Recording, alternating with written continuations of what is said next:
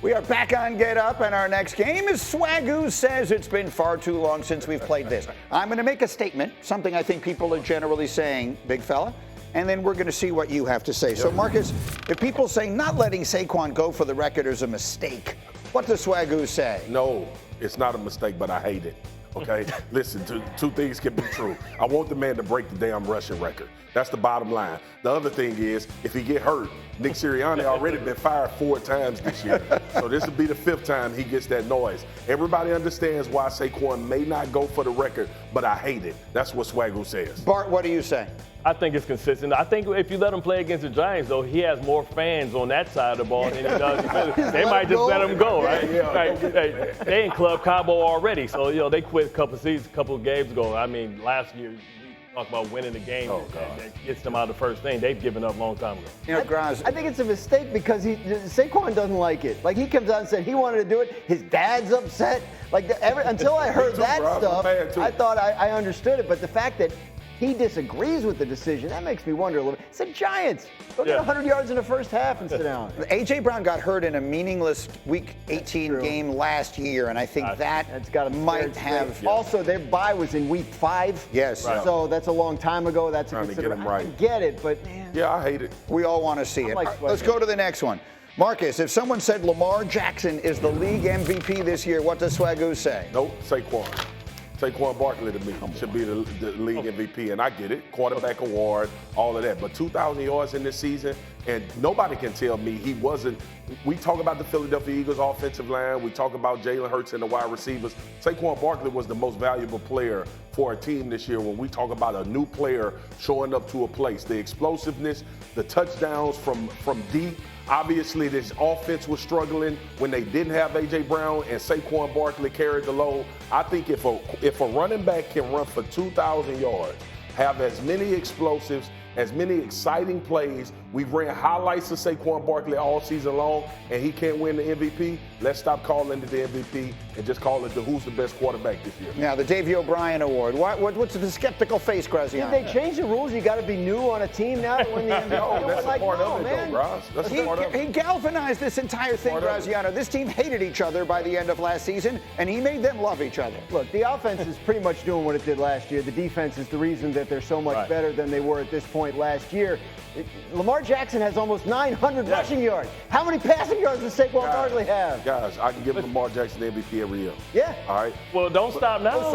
But to me, this is an anomaly. Okay. For a back to run for $2,000, bro, it's an anomaly. Well, Jamal Lewis was there. He didn't get it.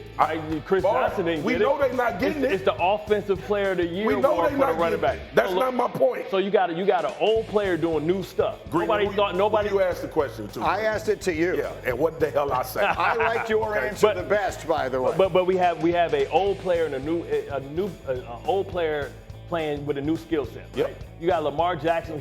We were told that he was just a running quarterback. He couldn't win from the pocket. He has the highest QBR. He has the farthest yards per attempt. Yeah. And he's topped himself, and he's unanimous last year. Josh Allen's going to win anyway. Okay, let's get the last one. Swagu, this is the one I really want to hear. You're a former Raven. If I said the Cowboys, if I said the Cowboys should bring back Mike McCarthy, what does Swagu say? I say no, and it has nothing to do with me not thinking Mike McCarthy can coach this team. It's too much. Like, this dude has been through hell. Like, bro, I said on this show a year ago, G, and everybody wanted to fire Mike McCarthy. The man won 12 games his first 3 years in the organization, and all we talked about was his job.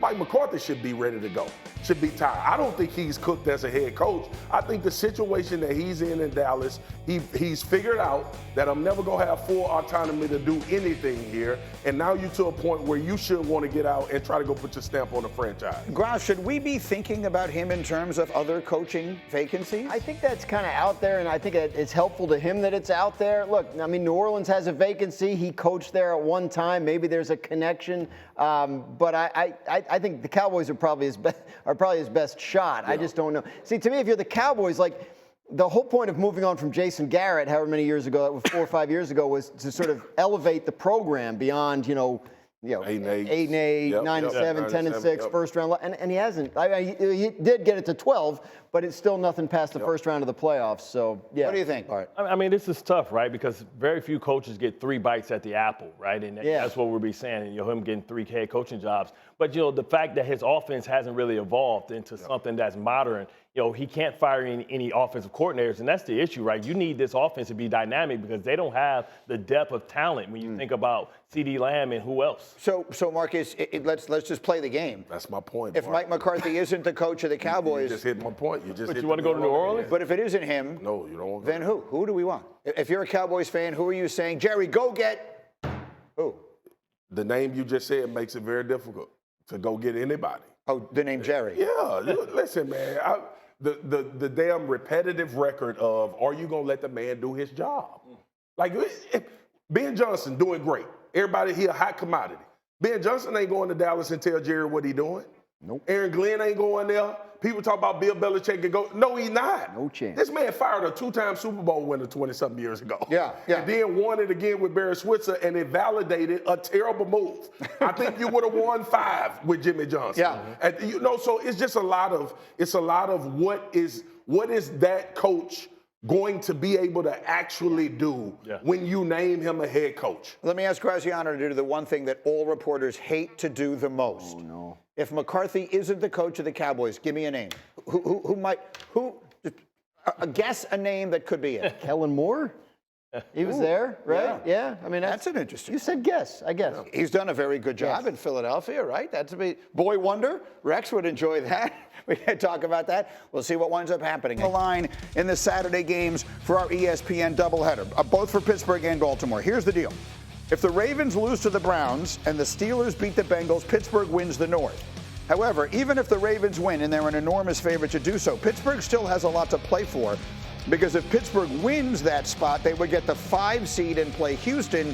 If they lose that spot, they could drop to 6 and have to play Baltimore, which is obviously a much tougher road. So let me bring in my beloved former Steeler here, and that is Ryan Clark as we look at the picks. Marcus is the only one up here who believes in the Steelers.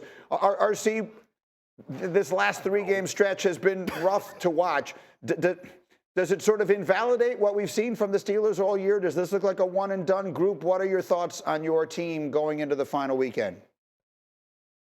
I mean, it looks like a one-and-done group depending on who they play, which means that this weekend versus the Cincinnati Bengals or tomorrow versus the Cincinnati Bengals is extremely important. We all knew that 3-game stretch in 11 days would tell us a lot about Mike Tomlin's Steelers, understanding Philadelphia, Baltimore, and Kansas City were 3 of the top teams in the NFL. And it wasn't that they lost those games, Greeny. It was the way they lost those games, not being able to create any offense, turning the football over, and absolutely getting ran through on the defensive side of the football, which was the side of the football that had been carrying the team. Obviously, TJ Watt having the hand injury is big, also banging up his ankle, but not having George Pickens, I think, to me, showed some of the cracks in who they were offensively and not having other explosive players. But to look the way they did against the Kansas City Chiefs, constantly making mistakes, not capitalizing when the Kansas City Chiefs gave them opportunities, and then in the end, not being able to come up with stops, that does not bode well playing against the Cincinnati Bengals, who have a quarterback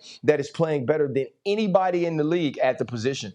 Marcus, you're the only one with the Steelers helmet under your name. Why do you think they win? I don't know why. Okay. Listen, for me, this is like a vintage Mike Tomlin game where it's just ugly. And you've been watching Cincinnati score 30, 40 points a game, and then they end up having 14 going into the third quarter, and you're like, what the hell is going on? And it's because the game is muddy. We've seen Pittsburgh do this before. I think the key to this game is Jaylen Warren and Najee Harris, though. I think you got to limit possessions from Cincinnati's offense because you can have some opportunities against this defense. I think it's more about how Pittsburgh decides to play this game as opposed to the way that this game should shake out based on Bengals scoring all of these points. This is a perfect situation for the Pittsburgh Steelers to make 1 or 2 plays late in the game and win this football game. I will not be surprised if the Pittsburgh Steelers walk out of the stadium with a win Let me change the question to you here, Bart, because we've talked exclusively about the Steelers so far today. The Bengals need to win and they need help. Their chances of getting in, even with a win, are pretty unlikely. They need the Chiefs to beat Denver, and Mahomes is not playing. They need the Jets to beat the Dolphins, and the Jets are not playing. So it seems unlikely. But in the event they got in, like I keep hearing everybody say to me, like, oh, that no one wants to see them. No. Does Burrow win a playoff game if he gets in? I think so. I mean, listen, you think about how close the games were between Kansas City. You think about the first game against the Pittsburgh Steelers. They should have beat the Baltimore Ravens twice. Because they have the ability to put up points, all you have to make is one or two plays on defense, a turnover, a fumble here. And listen, things get tight, and they'll be going into the playoffs with nothing to lose. They're playing with house money because they're not supposed to be there, so they're going to be the loose team. The team that has to host them is going to be the team that's living in fear, because if they lose, they don't want to be the team that lost to the team that barely got in. That would be Buffalo. If the Bengals get in, they would play at Buffalo in the first round, and you know, they've had their battles in the past, obviously in the playoffs. Look, the Bengals. I mentioned I was talking earlier to DJ Reader with the Lions. Like, that's the guy the Bengals miss. Yeah. Right? Like, in the middle of their defensive line. Exactly. Like, you can run. So if the Steelers ever wanted to get their run game going, this is the week. First time they played them this year, they scored 44 points. By a pretty good margin, their highest point total of the year. I'm talking about Pittsburgh. So they've shown they can win the shootout with Joe Burrow. Right. The question is, you know, who has the ball last, right? Like, can the Bengals make any kind of stop? Can they take advantage of anything they've seen from Pittsburgh over this rough stretch that the Steelers have been having these last few weeks? I really think it's a who has the ball last game. For me, this is always about how Mike Tomlin shows his mettle. I mean, nobody knows him more than RC, but I just refuse to believe that Mike Tomlin is going to go into this game without the thought to limit possessions from Joe Burrow. Yeah. Like, that to me is, so if we saying that every time the Bengals touch the football, they going to score, then I have the Cincinnati Bengals up there. I think they touch it less this game than we've seen. But the problem is, if you do that, you have that grind out and you can't get in the end zone, you're kicking field goals and Burrow gets the ball back, then he's putting up points. It puts too much stress on Russell. And that's what's been the problem. You haven't been able to just throw some moon balls. He's been sacked 10 times. He's turned the ball over 5 times within this span. And T.J. Watt is hurt, and he's not the player. Without him affecting, and remember, you talk about that game, they scored a touchdown on defense because of T.J. Watt and getting fumbles. RC, quick final word.